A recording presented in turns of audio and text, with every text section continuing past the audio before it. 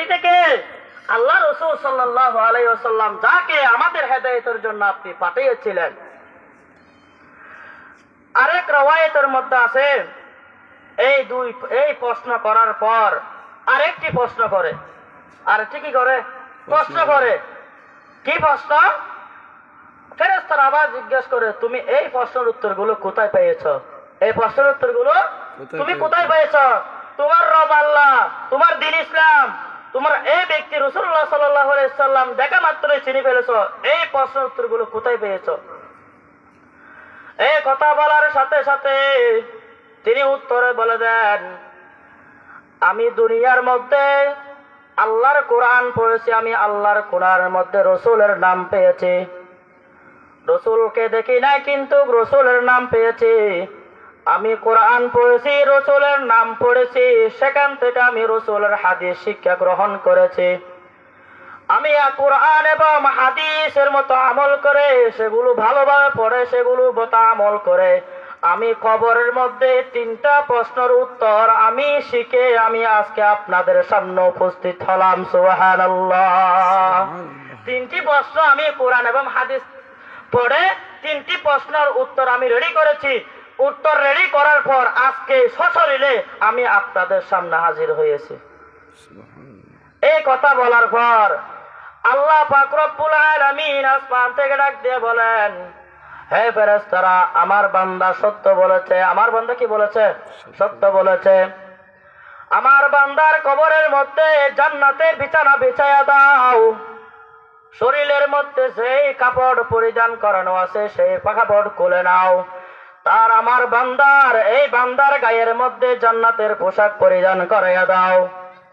এরপর বলেন, আমার বান্দার কবরের সাথে জান্নাতের দরজা পিট করিয়া দাও। কি দরজা? জান্নাতের দরজা পিট করিয়া দাও। এরপর কবরকে হুকুম করে, হে কবর, তুমি প্রশস্ত হয়ে যাও, এতটুকু প্রশস্ত হয়ে যাও। আমার বান্দা এক চোখ পরিমাণ যতটুকু দেখে ততটুকু পর্যন্ত প্রশস্ত হয়ে যাও। সুবহানাল্লাহ। তাহলে যদি যে বান্দা, যে নেককার বান্দা কবরের মধ্যে 3টি সওয়ালের উত্তর দিতে পারবে, জবাব দিতে পারবে, তাহলে সাথে সাথে কবরের মধ্যে কবরের বিছানাকে জান্নাতের বিছানা দ্বারা বিছাইয়া দিবে। কবরের মধ্যে তার পরিধানের কাপড়গুলো খুলে জান্নাতের কাপড় পরিধান করিয়ে দিবে। 3 নাম্বার, তার কবরের সাথে জান্নাতের দরজা খুলিয়ে দিবে। 4 নাম্বার, তার কবরকে প্রশস্ত করিয়ে দিবে। আল্লাহ তাআলা আমাদেরকে ওই 3টি প্রশ্নের উত্তর রেডি করে দুনিয়া থেকে যাওয়ার তৌফিক দান করুক। বলেন আমিন। আমিন। এরপর খবরের মধ্যে যখন ফেরেশতারা যখন চলে যাবে, হঠাৎ করে এক ধবধবে সাদা এক ব্যক্তি আসবে। আসার পর দেখতে চেহারা অনেক সুন্দর, তার শরীর থেকে সুঘ্রাণ আসবে। আসার পর ওই ব্যক্তি আসার পর বলবে, আমি তোমার কাছে আসছি। সালাম করে বলবে, আমি তোমার কাছে আসছি। তখন নেককার ব্যক্তি বলবে, তুমি কে? আমি তো তোমাকে কোনোদিন দেখি নাই, তুমি কি জন্য আসছো? তখন ওই ব্যক্তি বলে, আমি তোমাকে এমন একটি সুসংবাদ দিতে আসছি, যে সুসংবাদ শোনার পর তুমি অনেক খুশি হয়ে যাবে। অনেক কি হয়ে যাবে? খুশি হয়ে যাবে। এই কথা বলার পর তিনি আবার জিজ্ঞেস করলেন, তোমার চেহারা দেখে আমার মনে হয় তুমি আমাকে কোন সুসংবাদ দিতে আসছো। আমাকে বলে দাও, তুমি আমাকে কি সুসংবাদ দিতে আসছো? এই কথা বলার সাথে সাথে তিনি বলেন, আমি তোমার ওই সমস্ত নেক আমল যে আল্লাহ তাআলা যে তোমাদেরকে ওয়াদা করেছিল দুনিয়ার মধ্যে, তোমরা নামাজ পড়ো বান্দা, নামাজ পড়লে কবরের মধ্যে তোমাদের নেকি হবে, রোজা রাখো তোমাদের নেকি হবে, যাকাত আদায় করো তোমাদের নেকি হবে, হজ আদায় করো তোমাদের নেকি হবে। আজকে সেই নেকি আমি, তুমি যে আল্লাহর হুকুম পালন করেছো, আজকে আল্লাহর হুকুম পালন করার কারণে তুমি আল্লাহর ওয়াদাও রক্ষা করেছো। আল্লাহ তোমাকে যে ওয়াদা দিছে সেই ওয়াদা রক্ষা করেছে। আমি ওই সমস্ত তোমার দুনিয়ার নেক আমল আজকে একত্রিত হয়ে আজকে তোমাকে রক্ষা করার জন্য আমি তোমার ঢাল হিসাবে আমি তোমার সামনে আসছি। সুবহানাল্লাহ। সুবহানাল্লাহ। তাহলে এই আমলগুলো কবরের মধ্যে, এই আমলগুলো কবরের মধ্যে আমাদের জন্য আমাদের ডাল হিসাবে আমাদেরকে রক্ষা করবে। এবং তিনি বলবেন এই আমল ভালো নেক আমলগুলো দেখে বলবে, নেককার ব্যক্তি বলবে, হে আল্লাহ তুমি আমার জন্য কিয়ামত কায়েম করে দাও, আমার জন্য কি করে দাও, কিয়ামত কায়েম করে দাও। কেন কিয়ামত কায়েম করার জন্য বলেছেন? হে আল্লাহ আমি যেন আমার পরিবার পরিজন ধন সম্পদের সাথে কিয়ামতের ময়দানে যেন দেখা করতে পারি, সেজন্য কি করে দাও, কিয়ামত কায়েম করে দাও। নেককার ব্যক্তি কোনো ভয় নাই, কিয়ামত চাইতেছে আল্লাহ থেকে। আর যারা এই কথাগুলো বলতেছিল রাসূল সাল্লাল্লাহু আলাইহি সাল্লাম ওই আনসারী সাহাবীর কবরের পাশে দাঁড়িয়ে, এরপর বদকারদের বর্ণনা দিতেছেন। বদকাররা কিভাবে মৃত্যুর সময় কিরকম হবে? বদকারদের যখন মৃত্যুর অবস্থা হয়ে যাবে তখন আসমান থেকে জাহান্নাম থেকে কিছু ফেরেশতা আসবে, যে ফেরেশতা থাকবে অনেক কালো, তাদের শরীর থেকে দুর্গন্ধ, পচা দুর্গন্ধ বাহির হবে। এমন ফেরেশতা আসার পর তারা থাকবে অনেক দূরে, আশেপাশে আসবে না, ওই বদকার আশেপাশে আসবে না। এরপর জিবরাইল হযরত আজরাইল আলাইহিস সালাতু ওয়াস সালাম তার মাথার পাশে এসে বসবে।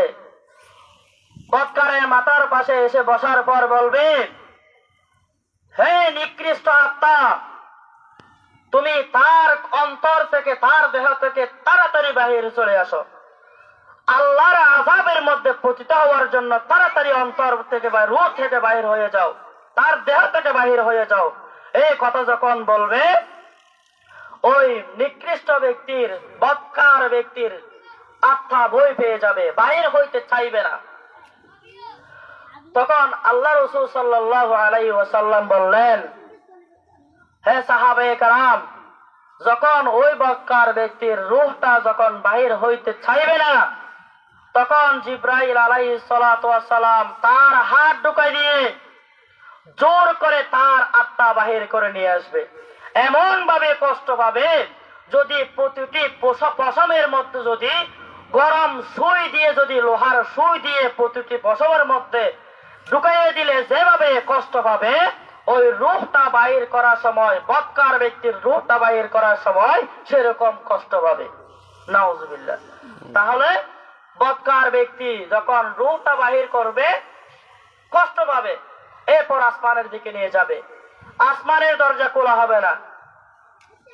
আল্লাহ তাআলা বলে দিবে, আল্লাহ তাআলা বলেছেন, এখানে একটা আয়াত বলেছেন, বদকার যারা নাকি আল্লাহর সাথে শিরিক করবে, আল্লাহর সাথে শরীক করে, তাদেরকে আল্লাহ পাক রব্বুল আলামিন উপর থেকে নিচে মারবে, নিচে মারবে। তো আসমান থেকে যখন আসমানের দরজা খোলা হবে না, ওই বদকারদেরকে আল্লাহ পাক রব্বুল আলামিন, ফেরেশতারা বলবে আমরা আসমানের দরজা খুলতে পারবো না। তখন আল্লাহ তাআলা বলবে এই রূহটাকে আবার দুনিয়ার কবরের মধ্যে রেখে আসো। এই রূহটাকে কোথায় রেখে আসো? দুনিয়ার কবরের মধ্যে রেখে আসো। দুনিয়ার কবরের মধ্যে ফেরেশতারা রাগের মাথায় আর দুনিয়ার কবরের মধ্যে সসম্মান বেড়া সেখান থেকে ফেলে দিবে, আসমান থেকে তুলবে, ফেলে দিবে। আসমান থেকে যখন রূহটা ফেলে দিবে, ওই রূহটা দুনিয়ার মধ্যে, এক হাদিসের বর্ণনার মধ্যে আসছে, ওই রূহটা জমিনের মধ্যে আসার আগে আগে ধ্বংস হয়ে যাবে। কি হয়ে যাবে? ধ্বংস হয়ে যাবে। যখন রূহটা, যখন ফেরেশতারা দুনিয়ার শেষ প্রান্তে যখন তালাশ করে যখন নিজের কবরে, দুনিয়ার কবরের মধ্যে যখন দিবে, সাথে সাথে দুইজন ফেরেশতা আসবে এবং তাকে উঠাবে, বদকার ব্যক্তিকে উঠাবে। উঠার পর বলবে মান রব্বুকা, তোমার রবকে। কি বলবে? তোমার রবকে।